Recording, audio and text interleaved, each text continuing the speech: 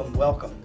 Earlier this afternoon, I was talking with the custodians and they said 30 chairs, right? Set up 30. I said, no, let's set up a little more. Let's set up 80.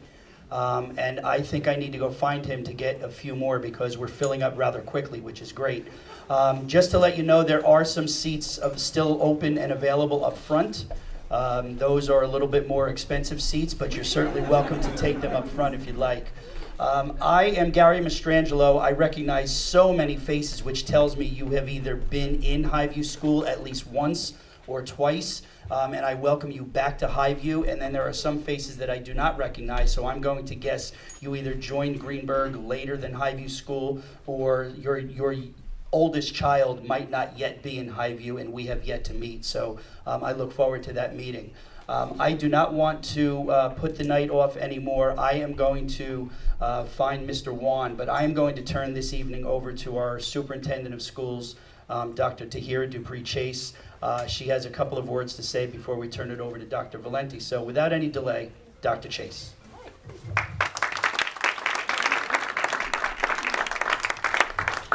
Thank you. I'm assuming you all got the memo, right? Okay. So let's do a little bit of a roll call, if you don't mind. I'd like to know who's here. So if you represent Lee F. Jackson, if you have a child at Lee F. Jackson, I ask that you please raise your hand. Okay. All right. Highview parents. Okay. And R.J. Bailey? Fantastic. Any ECP parents here? Awesome. Great stuff. Very good. Well, thank you so much for being here. And again, thank you for your continuous support of our school district. I'm very happy to see that this room is filled and is filling, and we're almost at capacity. Thank you so much.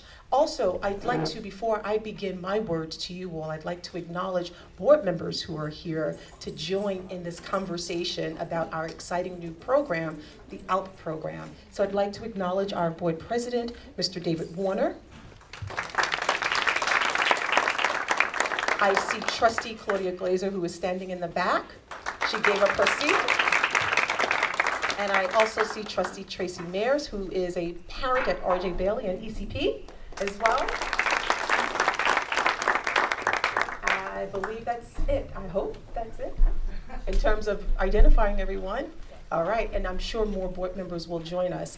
We also have for you this evening translation services in Espanol. So if you need translation services, I'm going to ask that you please follow the hand of our translator, Yenny Morales, who is in the back. Please join Yenny because we want you to also absorb this information as well. So if you need some support, please know that Jenny is here. If you do know of a parent who comes afterwards and they might need some additional support, please direct them to Jenny, who's in the back. Can you raise your hand one more time so we all know who you are? There we go. Thank you so much. All right. So it's all about timing, ladies and gentlemen. Here's what I mean by that. 3 years ago, we shared with you in our school district that we were going to introduce a robust STEAM approach and STEAM initiatives. We did just that. And what we did was we actually put this as part of our budget theme 3 years ago. And we thank you for supporting it. Last year, we shared with you that we will bring a new Mandarin Chinese program to our school district, and we will continue to build on our IB, thus affording our students the opportunity to graduate with an international baccalaureate degree by the time they finish high school. Well, here's where we are with that. Well, we hired a new director. We implemented our Mandarin program at the elementary level. I'm sure your students or your children are coming home and speaking in Mandarin, am I correct? They're doing all sorts of things and they're tricking you because they don't think you know the language, right? And we also are now in our candidacy stage of getting our IB authorization for the high school. So we thank you, community, for believing in that promise that we made to you. This year, we recognize, and not just we recognize it this year, but we've recognized this in the past. But through this recognition, this year we will be implementing a program that meets the diverse needs of our students. Here's what we realized. We realized a while ago that we have students who can be challenged. We have students before us who can do extremely well with a different learning model. We recognize that we have students who are at a level comfort. And we can expand on that by providing them with instruction that is rigorous, that is challenging, and that forces them to engage in deep critical thinking. From that thought, from that planning, from those conversations, and through you all asking me about meeting the needs of those types of children, we've developed the Advanced Learning Program, ALP. This evening, we are very proud to introduce you to our new concept for elementary students, the Advanced Learning Program, ALP. ALP is set to begin in September of 2018. I've asked our Assistant Superintendent, Dr. Valenti, to form a team to help conceptualize what ALP can look like here at the Greenburgh Central School District. Now, just looking at my audience, and I know many of you, I know that you started Googling ALP, and you probably saw ALP in so many other school districts, and each school district sort of has a different way of doing it. Well, Dr. Valenti and his team this evening will share with you Greenburgh's response to meeting the needs of students who are prepared for more challenging instruction in the area of English language arts, math, and science. I ask that you please sit back, take copious notes, be prepared to ask questions, and please keep an open mind. Without any further delay, I'd like to introduce you to Dr. Valenti, our Assistant Superintendent for Curriculum Instruction and Personnel, as well as his world-class ALP team. Dr. Valenti.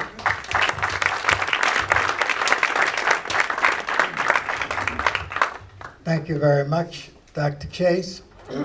Excuse me, I have a frog. Get rid of that guy fast. Yeah, I did bring some water here. But let me introduce the team that helped with the development of what you're going to see tonight. And also, in addition to Mr. Mastrangelo, the Highview principal, we want to welcome Ms. Simone, Lee F. Jackson principal. She's with us tonight. And I believe Ms. Washington is on the way. She said she'd be here. But as far as the team goes, let me start with two very valuable individuals who are not formally administrators, but bring a specialist area to what we're doing and a teacher's perspective. I'd like to introduce Lori DeAndrea. Lori, our literacy specialist. Lori handles all early childhood right through 6th grade literacy issues, and also coordinates with the middle high school in terms of the literacy effort there. I'd also like to introduce Ms. Sheepa Rossi. Sheepa, please. Our instructional specialist. Sheepa operates at the Bailey School, does some math specialty work as well, and brings another viewpoint to the team. Then, of course, Dr. Chase mentioned Mr. Todd Mensch, our Director of STEAM, who's an integral member of our team, and the Director, Brendan Gallivan, World Languages and Literacy as well, and IB, and ENL, okay? He has the longest title of the four. Okay? Right. Anyway, let's find out about the program, and then you could ask questions, all right? We have Laser Alert. Where is Laser? Laser is alert. And by the way, ALP, I want you to think of climbing a high mountain. And that's what this is about. Engaging students to climb to the heights of what they're able to achieve. ALPs, okay? What is best for this child? That's really what ALP is about. And that's where it starts. And that's where its idea is rooted. What is best for each child? Laser?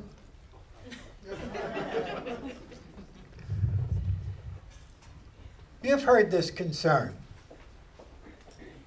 In examining what is best for each child, we find some students are not being challenged by our current programs and curriculum to expand their potential and to reach their highest level of achievement. Some students are not being challenged beyond their comfort zone. That's not good. And that's why we're here to talk about ALP. Now, what do we mean by a comfort zone? Well, down here is the comfort zone, which means I can come to class, I can ace it, I can do very well, minimal work, and boy, school was great today and lunch was even better. Okay? We don't want students anxious, obviously. We don't want anxiety as parents, but we do want them to be in a learning zone. That is the soft spot.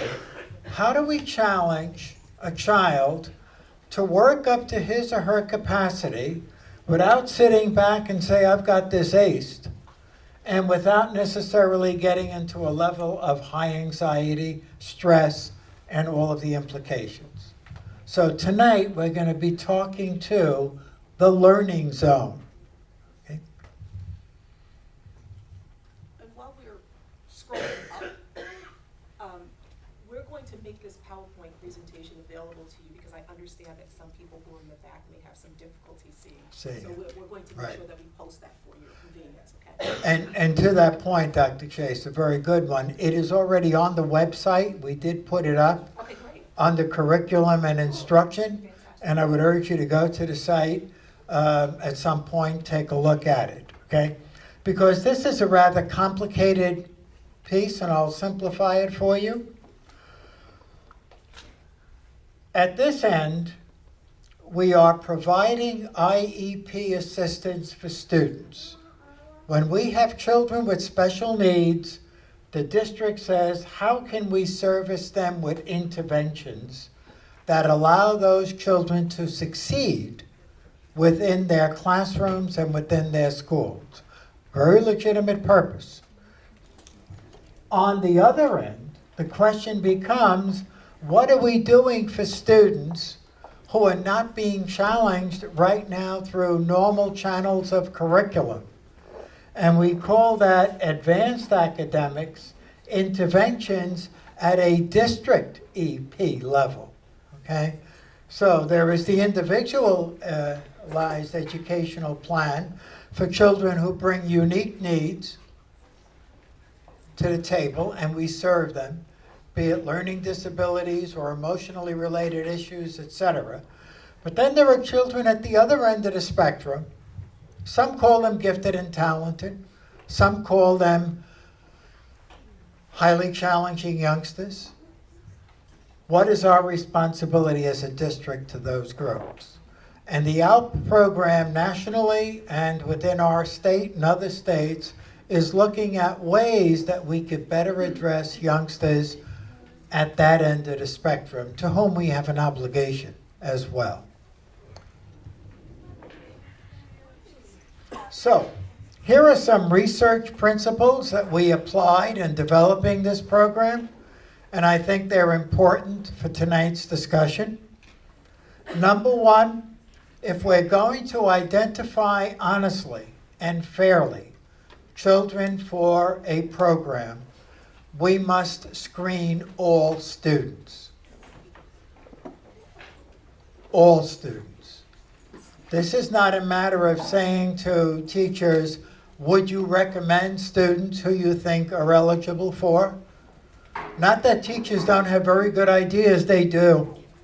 And we're going to ask them at a certain point to give us their input. But we want to screen all students. We want to get the data on every child using some unique instruments that have not been used in Greenburgh before. And we want to see what that data tells us.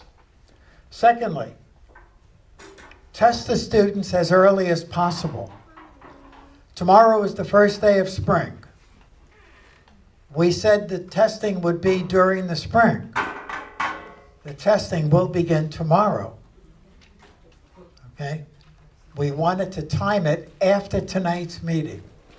We wanted your questions. We wanted you to know what we're doing. So the testing will begin tomorrow, and it will begin at what school? Highview, correct? Right here. Okay. Use multiple measures for reasoning and cognitive skills. It's not a single test that can identify children. Tonight, you're going to see some discussion of the COGAT. I'll explain that a little bit more.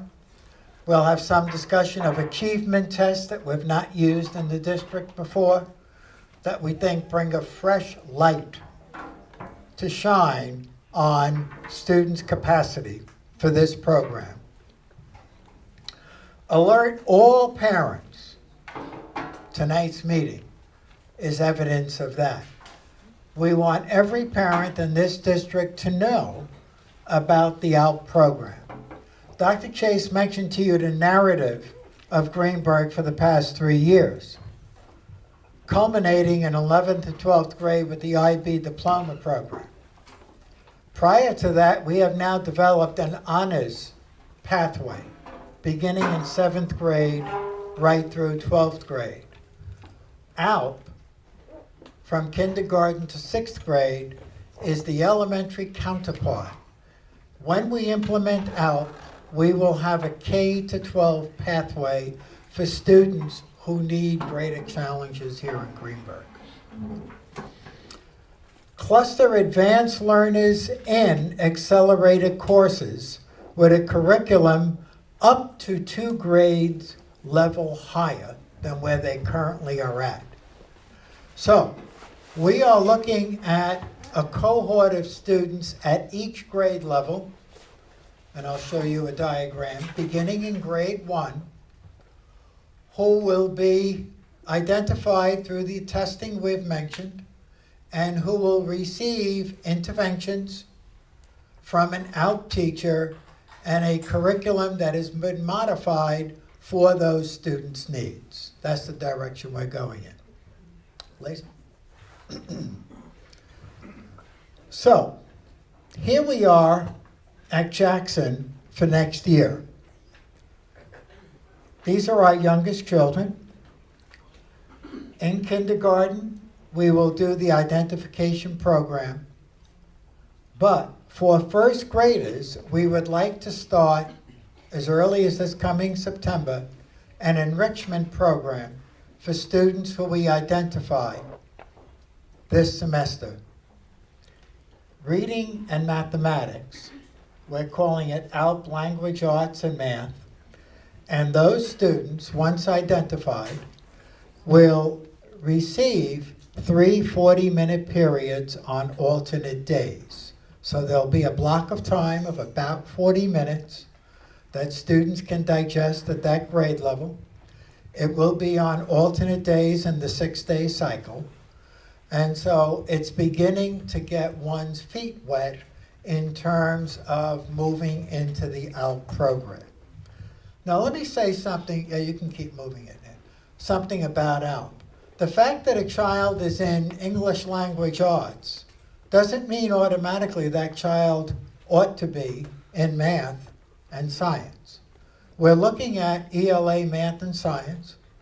There may be some children, and probably will be some children, who want, are eligible for, and whose parents want them in all ALP classes. I know of parents who have come to me and have said, my child is very good in ELA and science, please, no math. I don't want him in an honors math class. It just is not the right place for him. So in thinking about ALP, a child can be in all 3, ELA, math, and science. A child can be in 2 of the 3 or 1 of the 3, right? So there is flexibility. The other point about ALP, once I'm in, I'm not incarcerated. I can't get out, all right? You're in prison. You made it in 1st grade, that's it. You got to stay there. There's going to be flexibility, mobility. And if I don't get in the first time around, there may be opportunities the next time around. So let's go to Highview. You saw how we got into it gradually at Jackson. Highview, we really step it up In Highview, you're looking at reading, math, I mentioned science. You're now talking about a block, if I'm in grade 2, of ELA, language arts, 90 minutes, a block of math, 90 minutes, and on alternate days, a block of science. Now I'm in the full ALP. You see what it looks like? If I'm in all of those pieces. So, remember, we're on a 6-day schedule, and remember, our periods are generally about 40 to 44 minutes each. So a block would be 2 periods, figure about 85 minutes on average. That's what we mean. Grade 3, identical to grade 2. You see the word here, replacement. That means that in effect, we're replacing that child's regular diet of learning with ALP. So as early as grade 2, a child, as of September, may become eligible for all of these pieces. Next. And the least mystery is going to be Bailey, because we simply replicate the model. Okay. And again, you can see the reading, math, and science, and you can see the symmetry of the program. Now, I don't want to get too far into the details, but if we have about 120 students per grade level, and we have classes of about 20 to 22 students each, that's 6 sections. If a legitimate goal in our community is to have 1 section for ALP, then that's how it would work out through the school. But we want to talk more about the testing.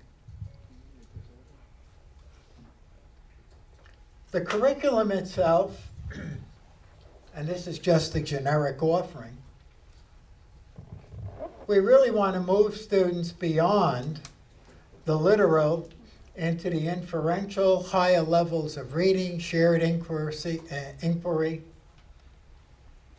critical levels on Bloom's taxonomy in terms of analysis and synthesis, critical reading. We want to see things like the Great Books program, other elements that would constitute a very challenging organic curriculum. And that is not to say we're not going to look to spread that to other classes. This is not restrictive to ALP, but in terms of generating a curriculum for this program, we have budgeted for 10 days of work by each of the ALP teachers during the summer to develop a curriculum that would be uniquely specified for reading, mathematics, and science. Todd can speak a little bit to science, project-based types of activities that we're already implementing in our Highview Summer School. Mathematics, certainly areas that we'd want to work with that would be engaging students who are needing higher level cognitive challenges. Now, what about the staffing design? We're looking at 4 new teachers in order to make this program happen in Greenburgh. We're replacing 2 retirees at the elementary level. So at this point, we're estimating that we will be hiring 2 teachers from outside the district for ALP and using some of our own staff who have also indicated an interest in ALP. Ideally, we would like to see a blended faculty, blended in terms of internal and external expertise. We've had individuals apply who have certification in gifted education. We've had individuals apply who already have secondary certification in math, and they want to operate at a level of math in order to engage students for higher level. So we've had some very good external candidates, to be perfectly blunt. But we also have some very good internal candidates. And it's a matter of putting together a blended faculty.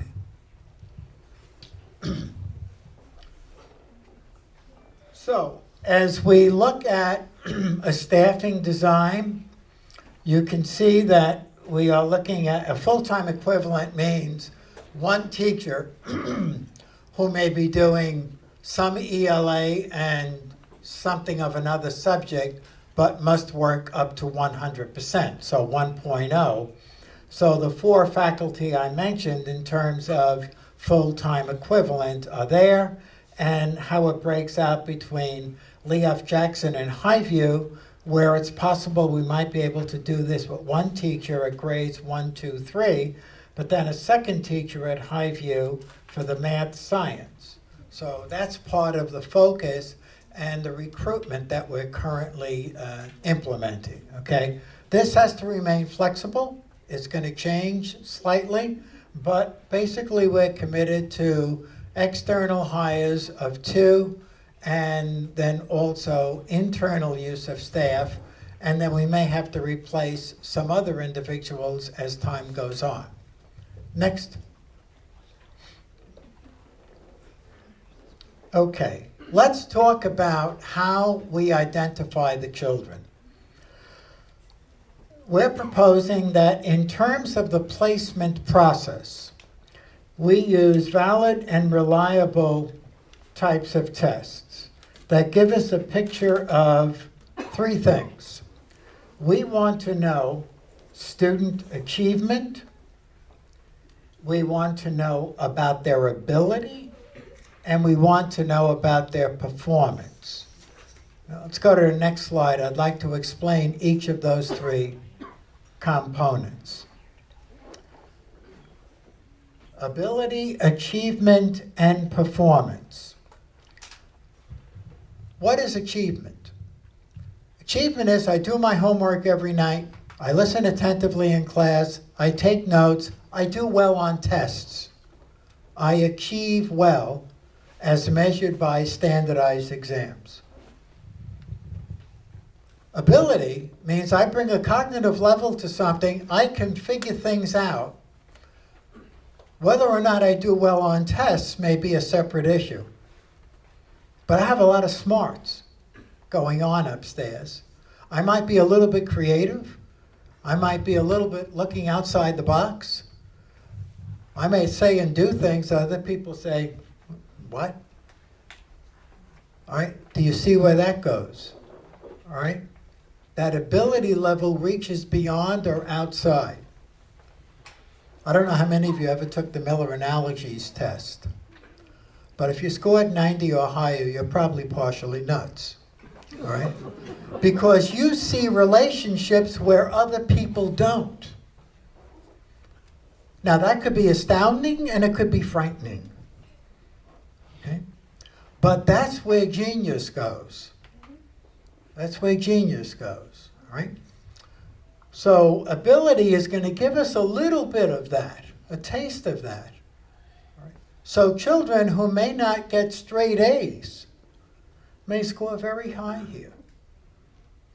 Now performance is how well do I apply my innate ability, my achievement, my skill set, how well do I apply that to practical questions, to make things happen, to produce.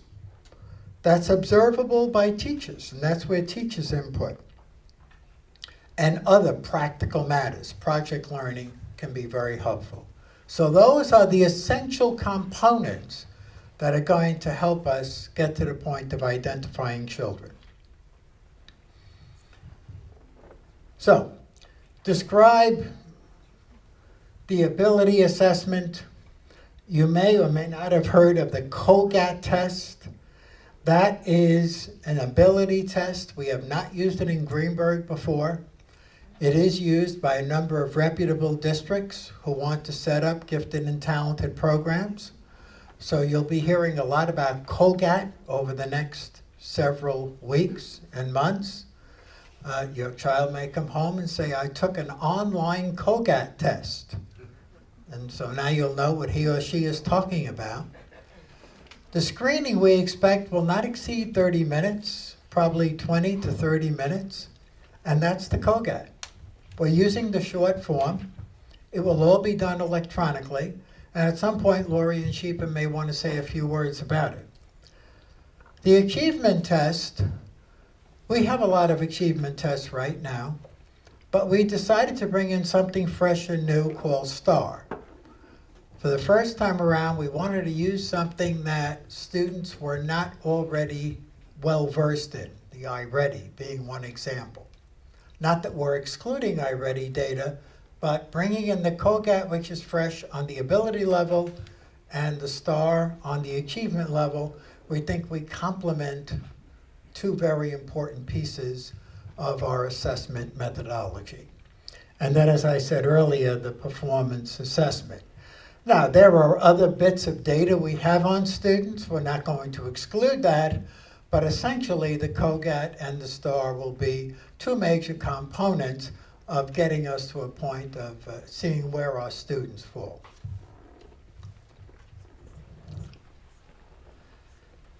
So on the COGAT, as I said, it was an ability test. We are going to measure students' reasoning with verbal materials and their ability to solve verbal problems. I'm going to show you a few examples in a little while of some COGAT items so that you get an idea of what they look like. There are geometric shapes, there are numeric problems, there are other kinds of problems geared toward a child's grade level and age appropriate. In addition to the COGAT, next, is the quantitative battery. So you have a verbal reasoning and a quantitative component that is going to constitute the cognitive ability test. Next. Now, this is a nice, neat screening that simply says to you, screening begins tomorrow. It's beginning at Highview, and it will continue until we have screened all students currently enrolled in the Greenburgh schools up and through 6th grade. Now, why 6th grade? The high school is looking for data that is valid and reliable for their own 7th grade honors classes. And so we said we'll share COGAT and STAR testing with you, and then you make judgments based on that with respect to where you want to go with your 7th grade programs, okay? And we'll leave some time where I'm sure Lori and Sheepa will talk to you about the testing schedule. Children will not lose instructional time. We've built it into their schedules so that it is done in a way that is probably most conducive to everybody's goals. Next. Okay, so I mentioned again the testing schedule. We would like to start March 20th, that's tomorrow, and we'd like to conclude K-2 testing by April 13th. What's that? As long as we don't have any snow days. Okay. That's very important, right? Hopefully they're gone forever, but I don't know. I don't know. Every time I say that, Dr. Chase has a new weather report that drives us nuts. Okay, so anyway, K-2 testing, you have the timeline. As a parent, March 20th to April 13th. Will there be communications as to when different grade levels will be tested, Lori? We haven't sent anything out. We just finished actually making the schedule. The 2nd grade will be taking the assessment this week, and then the following week we'll be moving to Jackson and doing the 1st grade. Then we'll be on break, and then the week we return we'll be doing kindergarten, and then we'll be moving to R.J. Bailey. So we didn't want to disrupt the state exams that are happening, so we started with the kindergarten through 2nd grade so that we could start to assess the students that are taking the New York State exams after that time. And as you can see, our 3 to 6 testing, April 16th to April 30th. If your child is in grade 4, 5, 6, mid-April to the 30th. You want to say a word about that, or is that? Can you opt out? Okay. Well, Yes. let me address Okay. that. The short answer to any parent sitting here who would like to opt out is, of course you can, you're the parent. But then we can't talk about the ALP program. the pathway to the ALP program is to opt in. Make sense? Opt-in state testing or the code? No. I'm talking about COGAT and STAR. That's all I'm talking about today. State testing. Oh, all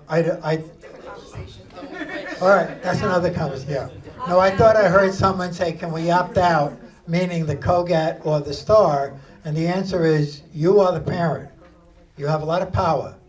You can opt out of the COGAT and or the STAR, but then we cannot give you a clear pathway to be part of the program. Okay, and if you choose to opt out, I think you ought to put that in writing to your school principal. Does that make sense? Yes. Fair? Yes. Okay. Okay, moving right along. Oh, here's a kindergarten test, all right? Now, I know many of you cannot see this, so I'm not going to spend a lot of time on each of them. And you've probably seen tests like this before. This is a picture test at the kindergarten level. It has here a little baby kitten, whatever you call baby kittens. Kitten. And a cat. Okay. Then it has a little puppy or a baby dog, right? And what do you put in that spot? A dog, right? Okay, so they have a picture of a cow. No, that's not right. Right? They have a picture of a grown dog. That looks good. And then a cat. Right?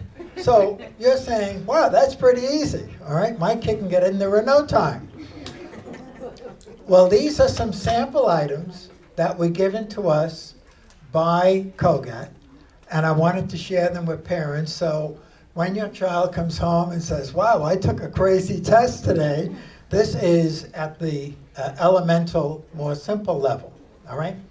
I want to show you some tougher items because they do get graduated in terms of difficulty. Here's the third grade, right? Right is to left as over is to. Okay, all right, we all found that rather easy. And hopefully our third graders will as well.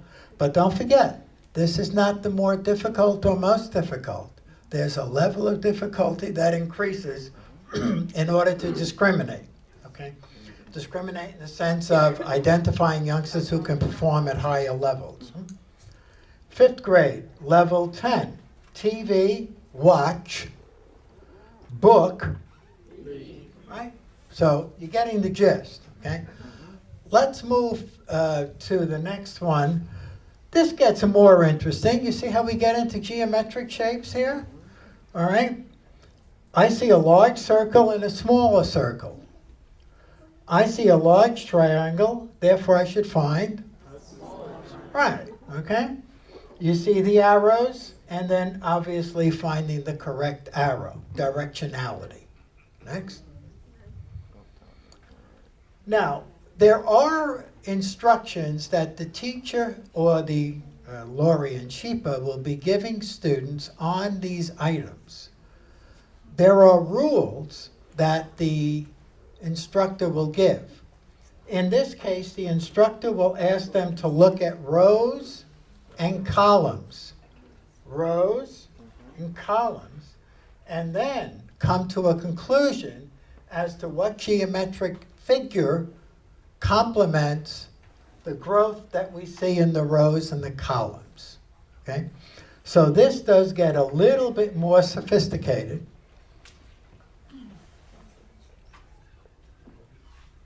And I think, Mr. Warner, you have the answer to this, don't you? Correct. You have one triangle, then two triangles, and three triangles in the first row. 1, 2, 3. Second row, 2, then 3, then 4. Third row, 3, 4, 5. So which item has 5? B. See how easy it is?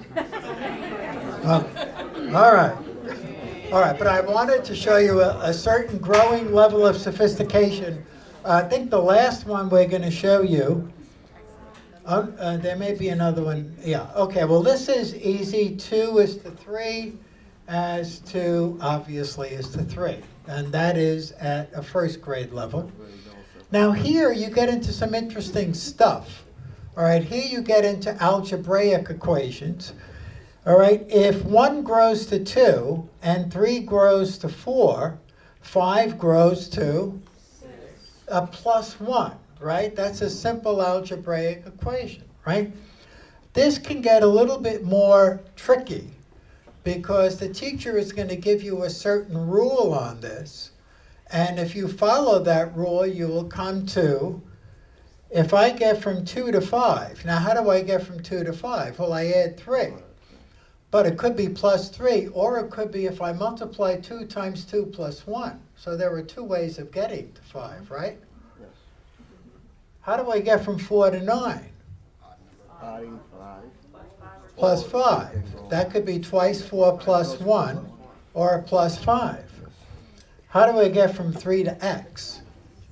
Well, if I go 2 times 3 plus 1, I'm at 7. But suppose I want to add another number that's incremental to this one. I may come to a number that does not appear here. So which is the correct answer? 7. That's the rule they're following. So they want the child to identify the rule and then come, obviously, to the correct answer. Okay? I think that's the last one. Is that right? Yeah. Okay. That's ALP. All right. How about some questions? Conversation? Reactions? Yes, ma'am. Is there a reason why science is every other day and math and language arts are every day? Yes. You want me to tell you why? The reason is because that's our current curriculum. ELA is every day, math is every day, science is on alternate days, as is social studies. So we're following the blocks of our regular curriculum. Yes, ma'am. I have 2 questions. One, if my children are in 2nd grade right now, are they being tested with the 2nd grade test for 3rd grade, or are they taking the 3rd grade test, being that they're going into 3rd grade and it's starting in September?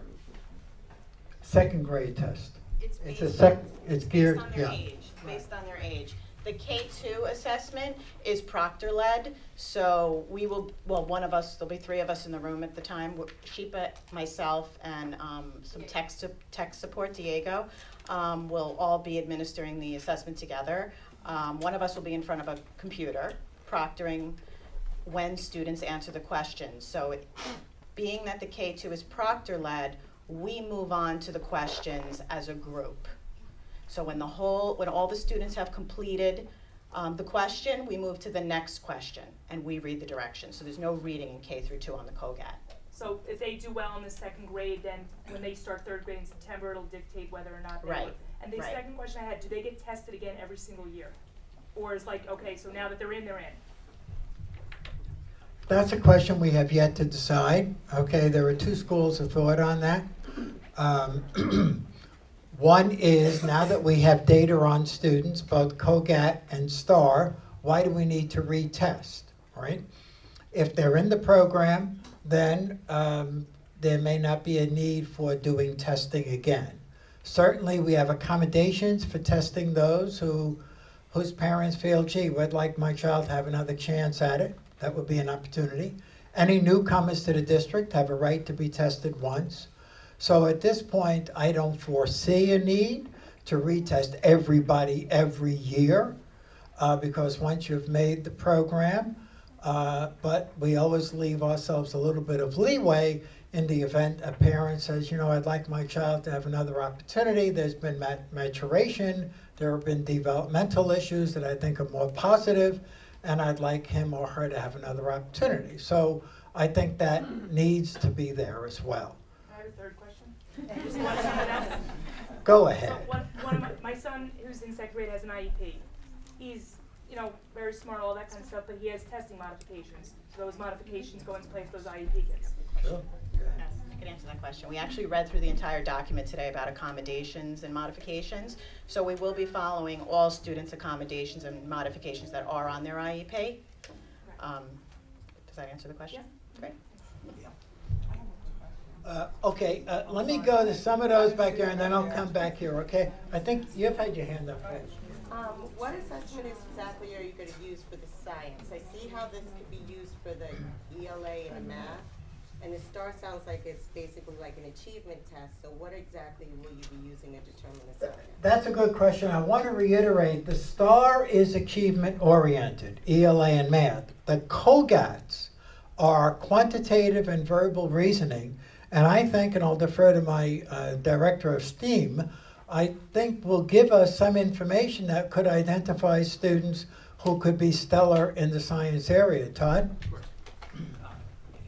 And the connections that we're finding between the math and the ELA and science achievement also will be taken into consideration. So while we don't have a content-rich science examination, we're very comfortable with the math and the ELA scores being where they are, that it'll lead to success in the sciences as well. So the content component, it's the ability is going to drive that, as well as the ability to read and the ability to rationally reason through quantitative math skills. So all of those things taken into consideration, I think we're very much ready for those two dictating a science prowess as well. Thanks. Yes. How are you collecting this data, and what is the weighting of it? So how does this all work together? How's the ability score from the two tests, or from teacher recommendation? Who holds this data, and what are you doing with it, aside from just... Okay, that's at least 4 questions, so let me try and break that down. Only 2 folks, together with Diego, will actually be in charge of the testing. That is purposeful. That allows for validity. If you have a number of people, a number of adults doing testing in each school at each grade level, that could contaminate your results, right, to use a scientific term. So only Lori and Sheepa will be doing the testing together with Diego. That data will be collected online and will be transferred. I think we're using Alpine, is that right? Alpine is a platform that collects data. They will aggregate and disaggregate the data as we need it. So, for example, take the COGATs. We could ask for a rank order of students by grade level, all right, in terms of performance. And we could look at quartiles, deciles, percentiles, whatever you choose to look at, and see some type of profile of that class on the COGAT, let's say for 4th grade. Then we can run a correlation, again using the Alpine system, between the COGATs and the achievement.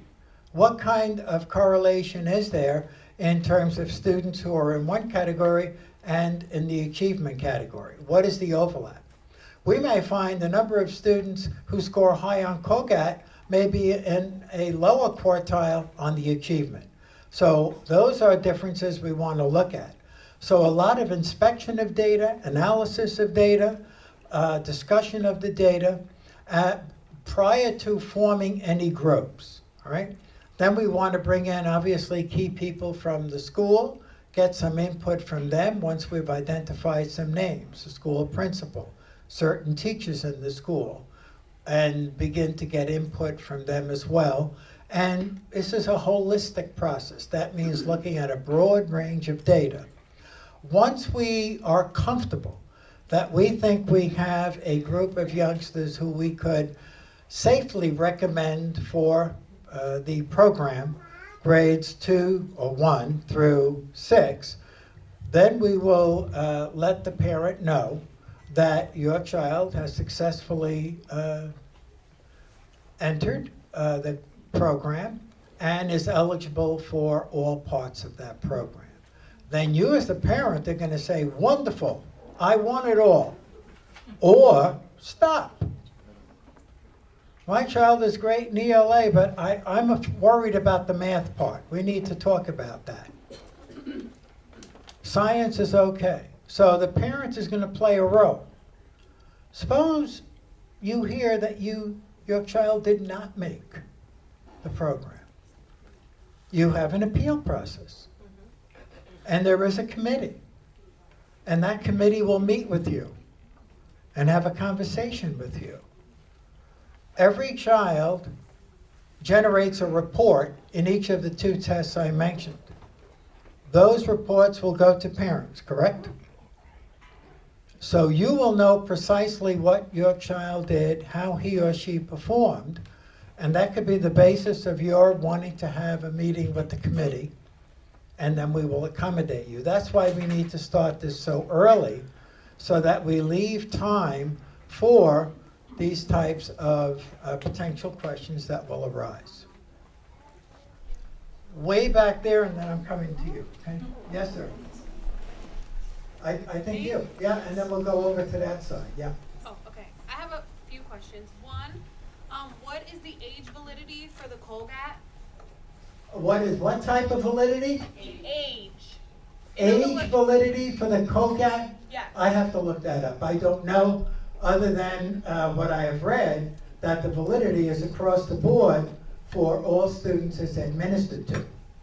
Okay, because I'm just concerned. It's not differentiated by age, but a validity, if you're talking about a statistic, as a statistical, and then what type of validity? You're talking So I'm just construct concerned. My child validity, is 5. concurrent validity, I don't know what type of validity you're talking about, but my familiarity with the COGAT is that there is one number for all ages, that it does not differ between.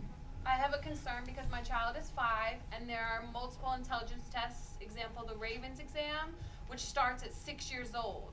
So testing in spring, when my son is 5, I just want to make sure that the test is actually valid for him because usually they start at 6.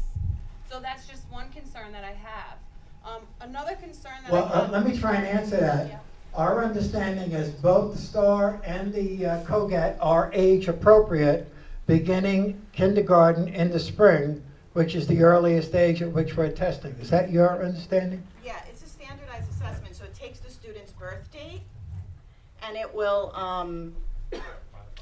yes, modify the data based, I'm trying to say it, you know, it'll modify the data based on the student's birth date. But yes, it is for a 5-year-old, yes. And then another question I had is, so you aggregate all the data and you have all the children ranked. What percentage are you then taking? Are you taking the top 10%? Are you taking the top 20%? How are you going to decide what percentage you're taking? Well, if we have 100 students in a cohort, let's say, and we have room for 20 to 22 students, in that instance, you'd probably take the top quintile, top 20%, right? We won't know that till. But we after don't know that the until assessment. after we look at all the data. And you know, we want to be sensitive to the fact that these are two very different types of tests. The STAR may yield one rank order, and the COGAT may yield a second, which is what we want. Are they 50-50 then? Well, what we're saying is that we want to weight them, but the point is, there are children we know right now who may not perform well on an achievement test, but who are going to blow the sky out with the COGAT and an ability test. And we want to be sensitive to that. So there has to be some weighting of that. Now, 50-50 sounds fair, all right? But then there are other variables we want to look at. Teacher recommendation, other tests that we've administered. So it's holistic. I don't want to limit it to just these two tests, but they're an awful good start in terms of knowing where our student population is. And again, remember, they're fresh. They've never been used before. The plus to that is everybody starting off at the same place. We're all starting off together. Yes? Just one last question. Yeah, go ahead. So the cohort would be 22 students. What would On or about, plus or minus, yeah. What would the ALP class look like as far as the setup, the curriculum that would differ other than curriculum compacting in comparison to the other grade level classes? Well, it would constitute a more challenging curriculum than your regular curriculum for the same sections in that grade level. So it may be certain books that are high order Lexile levels that children would not be as comfortable with in other groups that an ALP group would be more comfortable with. That's one example, all right? So there are curriculum elements that we want to integrate into ALP that create more challenge. Project-based activities, methodologies can differ. more emphasis on shared inquiry, more emphasis on critical reading and thinking, more emphasis on creative types of things, challenging a child's intuitiveness. So that's why we want to bring teachers to the table who are not simply going to look at one dimension of a child, but looking at that broader dimension. Thank you. Okay, I think you had it, and then I promised you, right? Way back there? Okay, so I see when they're going to do the testing. When will parents be notified of the results? Like, what is the wait time, obviously, to prepare for September? Well, I am hoping that during the time of testing, we have a director for the program. I don't know if that was mentioned, but Dr. Chase wisely said, let's put somebody in place who will be a director of ALP and would be someone like Todd or Brendan, who we could go to and manage the program and be available to parents and principals and other folk. So hopefully that will be in place. I sent some finalists to the superintendent. There's still probably another one or two. I also will be sending some ALP teachers to the superintendent, some from internal to our faculty, some external. So once I know I've got a director and faculty in place, then I think we're at a comfort level to make some determinations on the data. We'll have all the data. And by that point, we'll be able to let parents know, I would say in the May timeframe. And sorry, just to piggyback on her question before. So as of right now, you don't have any idea of class size or teacher? I do. Class size, I'm saying in the 20 to 22 range. Now, that's without seeing the data. I mean, if we have a large number of youngsters who emerge, and the conversation is, gee, should we have 2 at this particular grade level? That's a conversation I want to have. So let's say you're talking about 22 kids per class, and you have 1 teacher per school, which it looks like what you're doing. The teacher's teaching 8 periods a day, so you have 160 students that could possibly get into the ALP program per school. So I'm trying to determine how. Like he was asking about a percentage of how many kids are you going to allow into the program? Well, right now the estimates are, because our entry levels are pretty consistent, we generally have coming into Jackson, Highview, and Bailey in the neighborhood of about 120 students per grade level. So if that's your denominator, and you set your numerator at 20 to 22, you're talking about 1/6 of the group, right, who would be eligible for ALP, right? We don't want the number to get much higher than 22, 23. We don't want the number to dip below 20, 18 to 20, so in that range.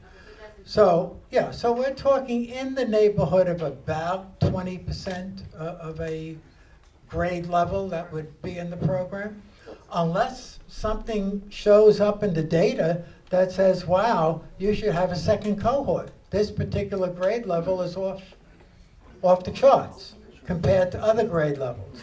Then we would have to adjust to it. That's the excitement of it.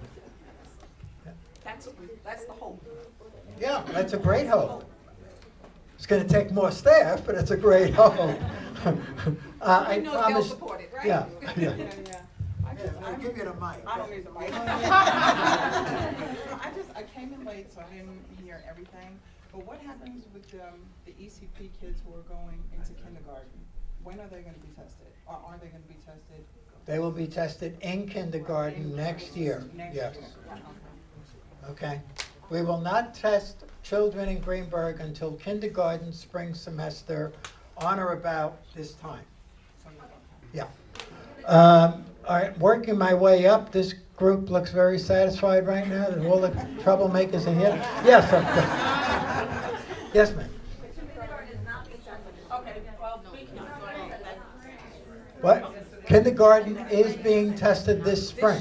this spring for first grade. For first grade, correct. Make sure that's clear. ECP. No testing for ECP, right. Was that your question? Oh. Okay, we have a question here. Hi, can you hear me in the back? Okay, because No, I'm pretty loud, so I'm sure people in the back can hear me. Can't get rid of the microphone. I have like a two-part question. The first question has to do with the COGAC and the STAR exam. And in light of the recent changes that were made, particularly in the third grade class with the multiple classes plus the Singapore math, my concern is that the student body may be adjusting to this new rigor. Does that have an impact on the STAR and COGAC exams, or are they completely separate and in parallel? Any impact would be comprehensive and systematic. So if there is any impact, it would be equal for all students in the same direction. So would the exams notice, for example, that if the student, and I'm not saying this is the case, but if the students in, let's say, the third grade class did not as well as maybe the second grade or the fourth grade, who had the second grade because they didn't have this new system, the fourth grade because they're used to it, what would you do in response? You're asking for a longitudinal effect. That's what you're really asking. Longitudinally, will the test be impacted by changes in curriculum over a period of time? And the short answer is not as much as one would suspect. That in effect, when you're testing children at each grade level, using two new tests, and you're rank ordering them against students in their same grade level, you're reducing any longitudinal negative effects. Okay. Yeah. All right, and my second question has to do with what you refer to as the holistic approach. I know you have the STAR and you have the COGAC as the more objective standards, but you're kind of cushioning the blow with teacher evaluation is that more of a subjective, or are they more qualified or quantitative questions that you would ask the teachers to put together all three, STAR, COGAC, and the teacher evaluation? Well, this award-winning team over here will look at the data. They are neutral, okay? And I believe that they will come back to me and say, Dr. Valenti, here's what we found. And here are some hunches we have about what the cohorts will look like. Then I want to bring in the teacher, principal, and say, take a look at this. Give us your insight, all right? And then let parents know, all right? But I have to rely on a group of people who are going to maintain validity by having absolutely no interest in who gets into a particular cohort, all right? And I have to say it's these, that's not to say teachers are biased. It's simply to say that when I've had a child in class, I'd love to see that child, perhaps move in a certain direction. They do not know the children in the way our teachers do, nor should they, all right? So I would rely on them as being an important, yeah. Dr. Valenti? Yes, please. Young lady back there. Yeah, that's you. What about issues of gender? Suppose you have a grade where most of the students at the top level are, say, male or female, but you would like, I would think, that the ALP class to be somewhat balanced, even if there were more, but... That's a very good question, because gender, and it could be the latter, not the first you posited, it could be more females than male, all right? I think we're going to have to take a look at that. I don't want to start distorting the data, but I would like to see cohorts, ideally, that have gender equivalency, that also represent our community and our student body, okay? And we will deal with that when we cross that bridge, all right? But issues of gender and representativeness of the community are critical factors in this, all right? I can't talk about a one-to-one relationship, that's not gonna happen, but I can talk about representativeness, and that's important, okay? Yes, back to you, and then I think over here, yeah. So, I have two questions too. Yep. So just really quickly, and I would imagine you've thought about this, but as far as scheduling goes, this was my daughter's question. Like, are we gonna have to go to an advanced math class? See how confident she is? She's a regular student. Are we gonna have to go to an advanced math class and then go back to class and listen to a regular math? No. No, okay, that's what. If you are in the replacement and you're in ALP math, that's your math. I'm sorry? Beginning in second grade. First grade is enrichment. Okay. Okay? My second question is, you know, so every kid learns differently, right? And my son is really adept at math. So he does his math problems, but he doesn't do them in the 20 steps that you have to do it in. He does it in his head. So he may do very well on the COGAT. I'm sure he will, but my question is, and this is why we were actually not going to bring these kids back to this school district, so let me just say publicly, thank you for doing this.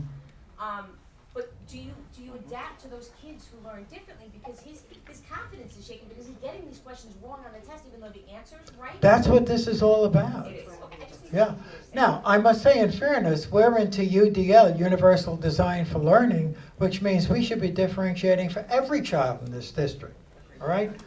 However, and I don't want to reiterate the PowerPoint, but the PowerPoint says there are some children operating in a comfort zone who are not being challenged. They're bored.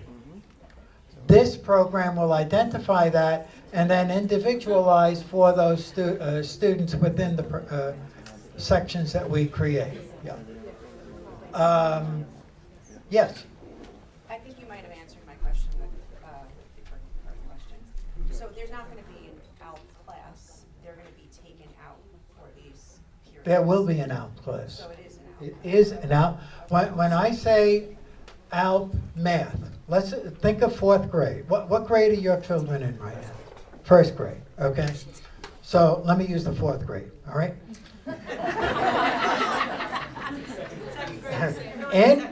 Or 2nd grade, I could do that too. That's easy, I can make that adjustment.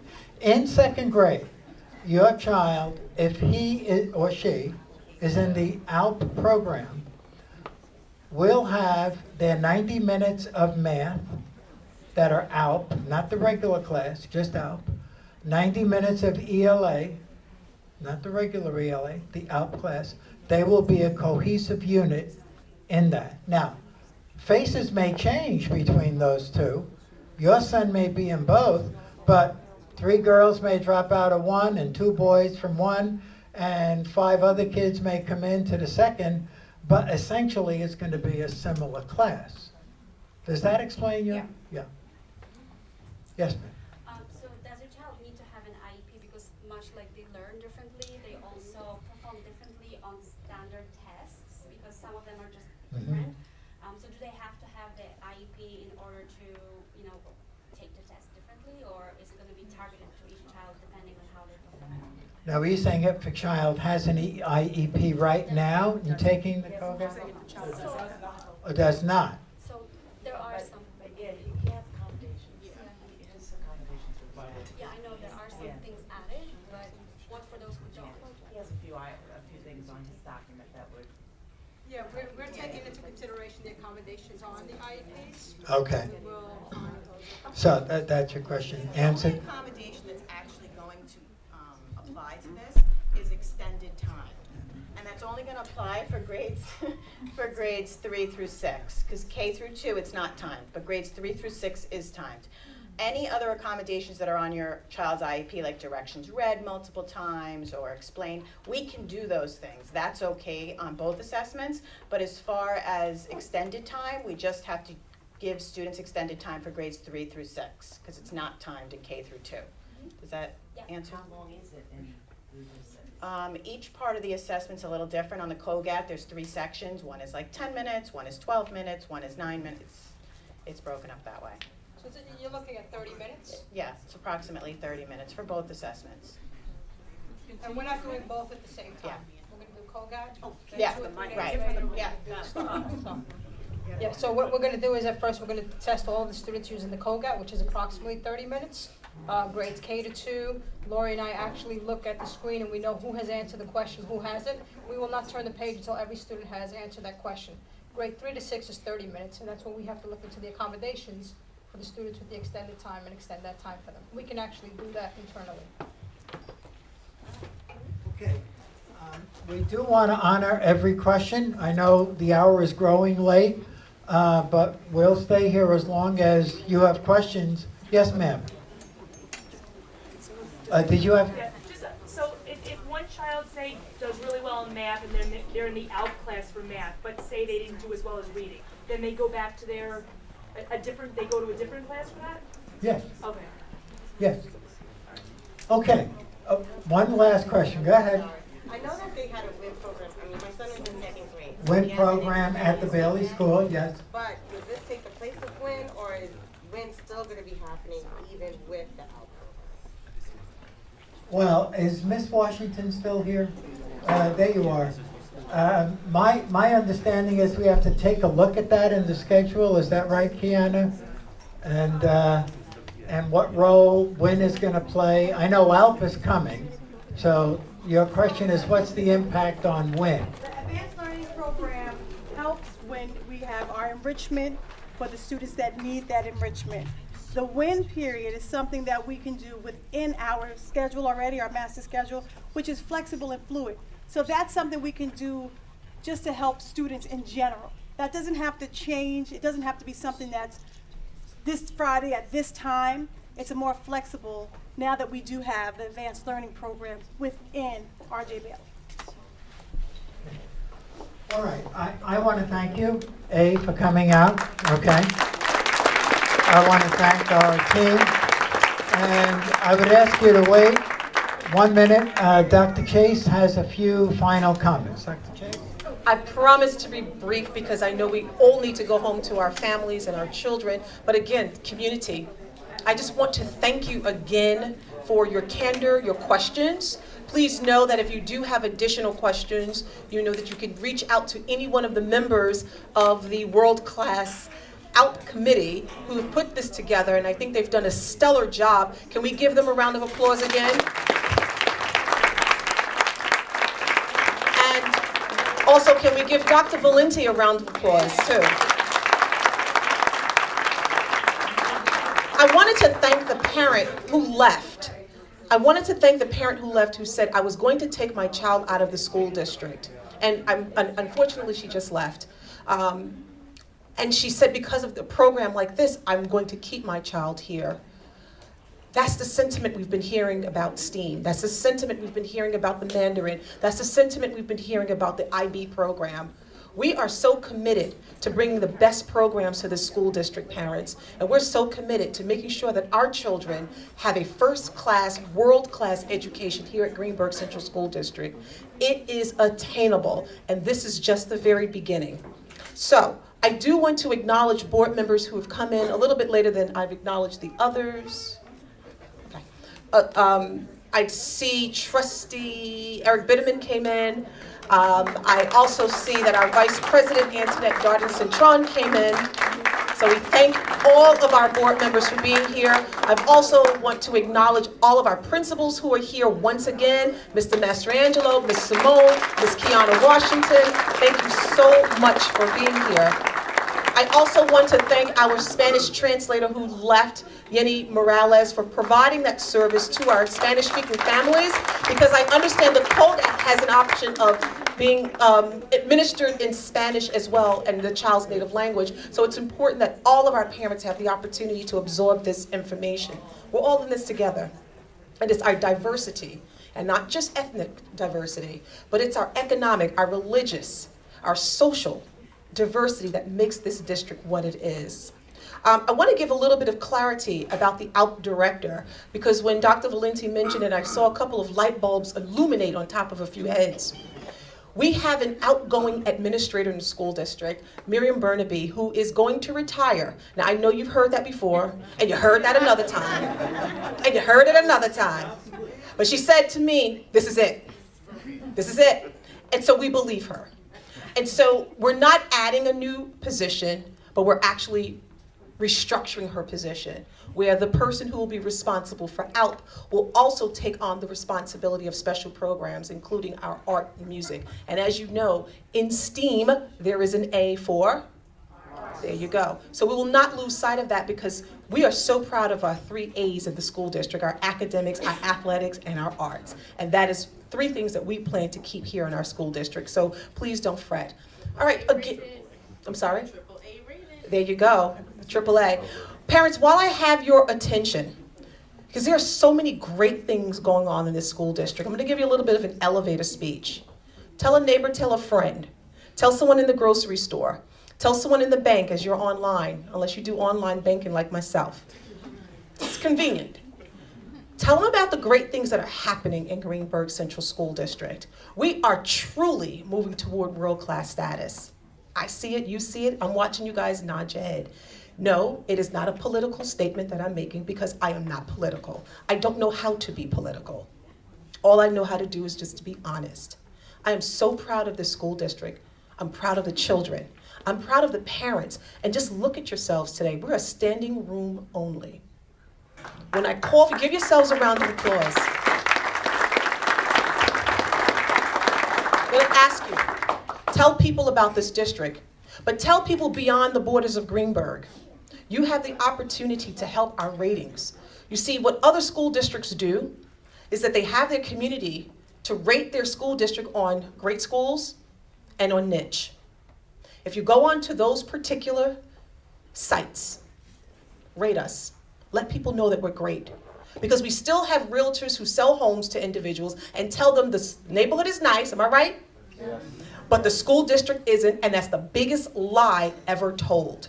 And we've invited them to come to our school district to learn about what we're doing, and they refuse to do so.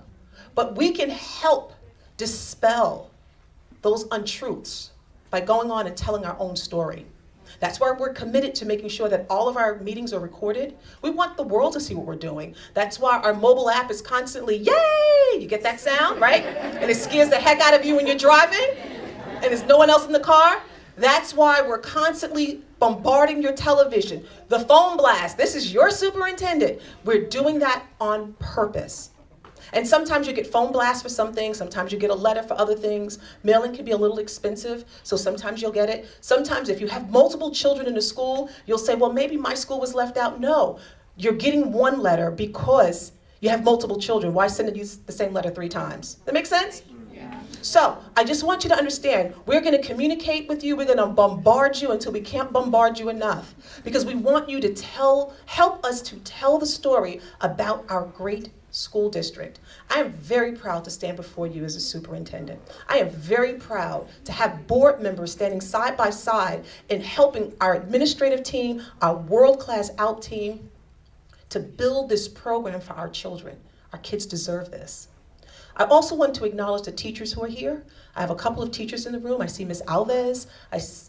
There we go.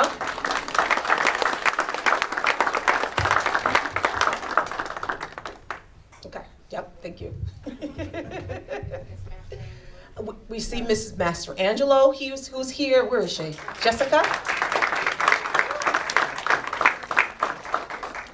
I see her. She has 2 hats. We have a mom and we have a Highview 3rd grade teacher who is here as well. And your mom of twins who were in the spelling bee, who did exceptionally well with hubby. So we thank our teachers for being here. We thank hubby for being here. We want to also thank our child care. We do how can I forget Miss Verily Woodward? There you go, there you go. How you doing, Miss Woodward? Good.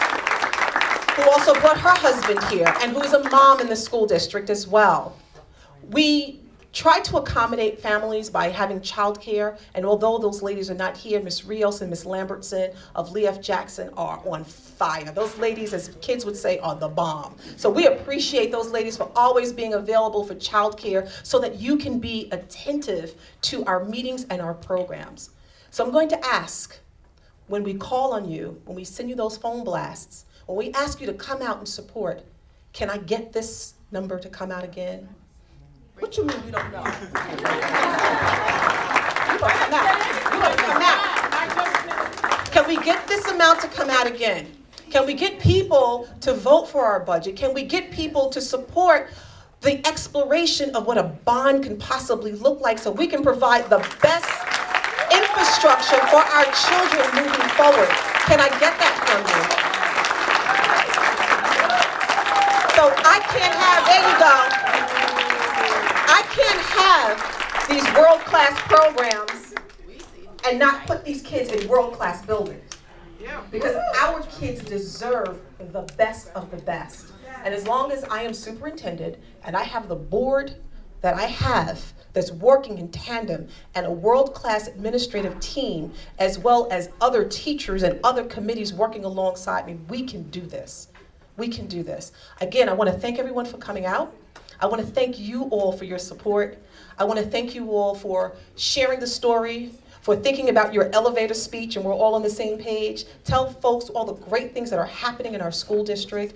Tell people the promise that we have for our children moving forward in a world where promise is so needed. Talk about how great our children are, how our children donate and dedicate their time to working with senior citizens, to our seniors who are reading to our ECP and our elementary school children. These are the things that you don't hear about. Our ballet class for our third graders. Did you read about that? Is she? So these are the wonderful things that are happening, and there will be more. There will be more as long as I know that you all have my back and I have your back, and we're going to have some, I'm going to share with you, we're going to have a couple of speed bumps because ALP is new. It's not going to be a perfect model. So please know, as you are sending me your email of complaint, start your email with, Dr. Chase, we know it's new. However, that's it. And I'm good with that. I'm really good with that. I promise you.